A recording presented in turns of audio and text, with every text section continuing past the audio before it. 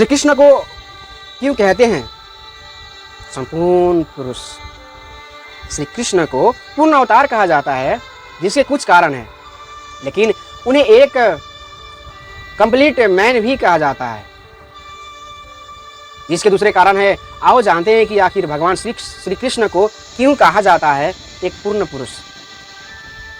श्री हरि विष्णु के 24 अवतारों में से श्री कृष्ण को 22वां अवतार और 10 अवतारों के क्रम में 8वां अवतार कहा गया है। आध्यात्मिक कलाएं 16 होती है। पत्थर पेड़ 1 से 2 कलाएं के प्राणी हैं। पशु पंछी में 2 से 4 कलाएं होती है। साधारण मानव 5 कला और संस्कृति युक्त समाज वाले मानव में 6 कला होती है। पुरुषों में 8 कला होती है। 9 कलाओं से युक्त सप्त ऋषि गण, मनु देवता, प्रजापति, लोकपाल आदि होते हैं। इसके बाद 10 और 10 से अधिक कलाओं की अभिव्यक्ति केवल भगवान के अवतारों में ही अभिव्यक्ति होती है। जैसे 12 नरसिंह, कूर्म, मत्स्य और 52 अवतार, उनको आवेशा अवतार भी कहते हैं। उनमें प्राय 10 से 11 कलाओं का अभिवाद होता है। परशुराम भी भगवान का आवेश अवतार कहा गया है। भगवान राम 12 कलाओं से तो भी भगवान श्री कृष्ण सभी 16 कलाओं से युक्त है। ये चेतना का सर्वोच्च स्तर होता है। इसलिए प्रभु श्री कृष्ण जग के नाथ, जगन्नाथ और जग के गुरु, जगत गुरु कहलाते हैं। इसलिए उन्हें पूर्ण अवतार कहते हैं। एक व्यक्ति अपने जीवन में कुछ एक विषय में खास बन सकता है, जैसे वह एक श्रेष्ठ पिता, भाई या पत्नी बन सकता है। बाहर वह एक श्रेष्ठ मित्र, संगीतकार, चित्रकार या बिजनेसमैन बन सकता है। लेकिन आप उससे सभी कुछ बनने की आशा नहीं कर सकते। लेकिन धरती पर श्री कृष्ण एकमात्र ऐसे व्यक्ति हैं जो सभी कुछ वही हैं। उनमें शिव, परशुराम, राम, बुद्ध सहित रुक्मिणी और राधा भी विद्यमान है। वे भक्त भी है और भगवान भी हैं। उनके 1000 चरित्र है। बहुरंगी श्री कृष्ण का बचपन दुनिया के सभी बच्चों को प्रेरित करता है। वही उनकी जवानी के इतने रंग है कि जिस युवा को जैसा रंग पसंद है वह चुन ले लेते हैं। उन पर बुढ़ापा कभी छाया नहीं, लेकिन उन्होंने उस उम्र में भी युद्ध लड़ा और जीत हासिल की। वे ध्यानी भी हैं और योगी भी है। वे प्रेमी भी है और ज्ञानी भी है। उनमें सभी रंग संपूर्ण बसते हैं।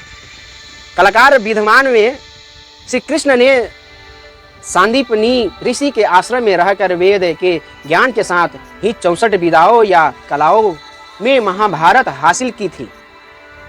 नित्य कला, चित्रकला, नाटकीय कला, मूर्ति कला और तमाम तरह की कलाएं शामिल थी।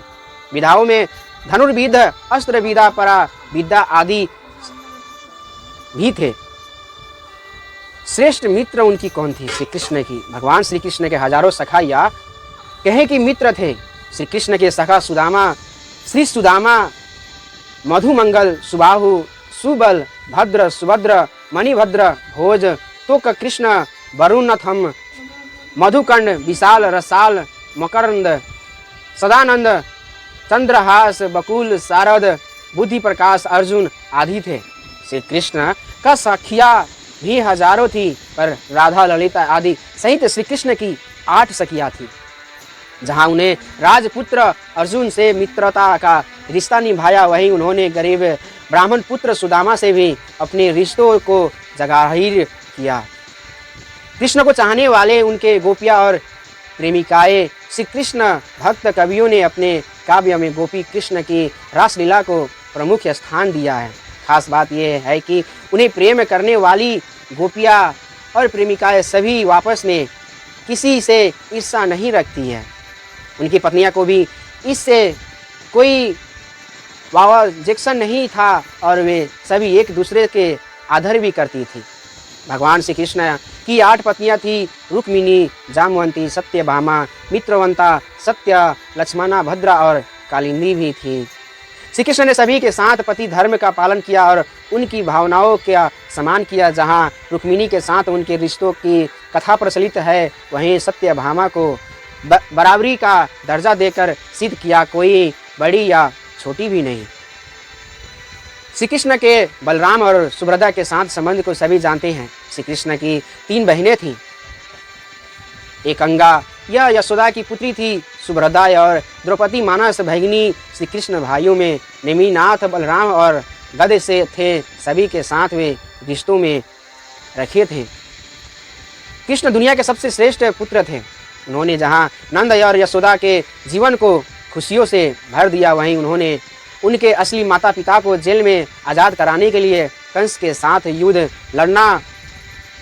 लड़ा और श्री कृष्ण के माता पिता वसुदेव और देवकी थे, परंतु उनके पालक माता पिता नंद बाबा और माता यशोदा थे। श्री कृष्ण ने इन्हीं के साथ अपनी सभी सौतेली माता रोहिणी आदि सभी के साथ बराबरी का रिश्ता रखा था।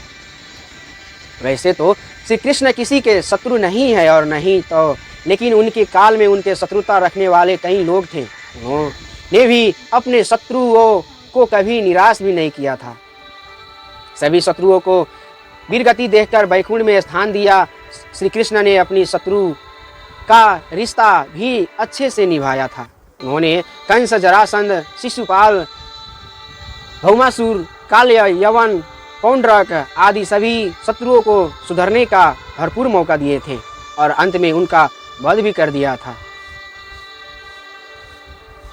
श्री कृष्ण ने अपनी बुआओं से भी खूब रिश्ता निभाया था। कुंती और सुता सुभा से भी रिश्ता निभाया था।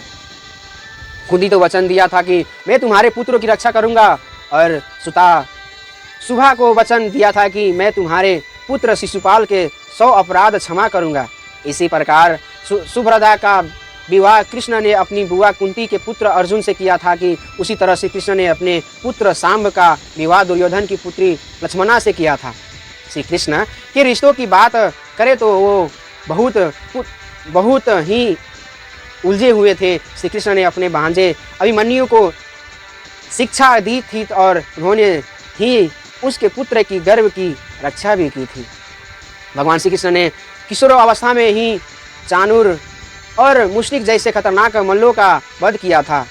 साथ ही उन्हें इंद्र के प्रकोप के चलते जब वृंदावन आदि वृक्ष क्षेत्र में जल प्रलय हो चली थी, तब गोवर्धन पर्वत अपनी अंगुली पर उठाकर सभी ग्रामवासियों को रक्षा की थी। उन्होंने द्रौपदी रक्षा की और भौमासुर की कैद से 16,000 महिलाओं को मुक्त करवाया। श्री कृष्ण ने अपने जीवन काल में अपने उन सभी भक्तों की रक्षा की जिन्होंने उन्हें पुकार किया था। भगवान कृष्ण के गुरु सांदीपनी थे। उनका आश्रम अवंतिका उज्जैन में था। कहते हैं कि उन्होंने जैन धर्म के 22वें तीर्थकर नेमिनाथी जी से भी ज्ञान प्राप्त किया था। श्री कृष्ण गुरु दीक्षा में सांदीपनी के मृत पुत्र को यमराज के मुक्ति कराकर ले आए थे। श्री कृष्ण ने महर्षि गर्ग, घोर, अंगिरस, वेद व्यास और परशुराम से भी बहुत कुछ सीखा था। वे श्रेष्ठ शिष्य थे। श्री कृष्ण ने कई लोगों को शिक्षा दी। उन्हें से 5 पांडव और उद्धव का नाम प्रमुखता से लिख जाता है। उन्होंने द्रौपदी, राधा और कई गोपियों को भी गुरु बनकर भक्ति मार्ग में भी शिक्षा दी थी। अर्जुन द्वारा इसलिए श्री कृष्ण से स्तुति भी की थी। श्री कृष्ण ने युद्ध के मैदान में खड़े होकर दुनिया को गीता का संदेश दिया था कि भगवत गीता श्री कृष्ण और अर्जुन का संवाद है। तो ग्रंथ आज भी पूरे विश्व में लोकप्रिय है। इस उपदेश के लिए कृष्ण को जगत गुरु का सम्मान भी दिया जाता है। वर्तमान में श्रीमद् भागवत गीता पर जितनी टीकाएं और व्याख्याएं दुनिया में मौजूद है, उतनी दूसरे किसी ग्रंथ में नहीं है। श्री कृष्ण को योगेश्वर कृष्ण कहते हैं। उन्होंने गीता के माध्यम से योग, कर्म, ज्ञान, भक्ति, सांख्य आदि की शिक्षा दी। श्री कृष्ण ने अपने जीवन में जो कार्य किए हैं वह कोई साधारण मनुष्य नहीं कर सकता है। कोई असाधारण पुरुष या पूर्ण पुरुष ही कर सकता है। उनके द्वारा किए गए कार्यों के चलते ही उन्हें एक कंप्लीट मैन भी कहा जाता है। श्री कृष्ण की युद्ध नीति महाभारत के युद्ध में ही नहीं, जरासंध के साथ जितनी भी बार युद्ध लड़ा उस सभी में प्रकट होती है। वे कुशल योद्धा, राजनीतिक और कूटनीतिक थे। उन्होंने महाभारत युद्ध को जिस तरह मैनेज किया उस पर लाखों थीसिस लिखी जा चुकी है।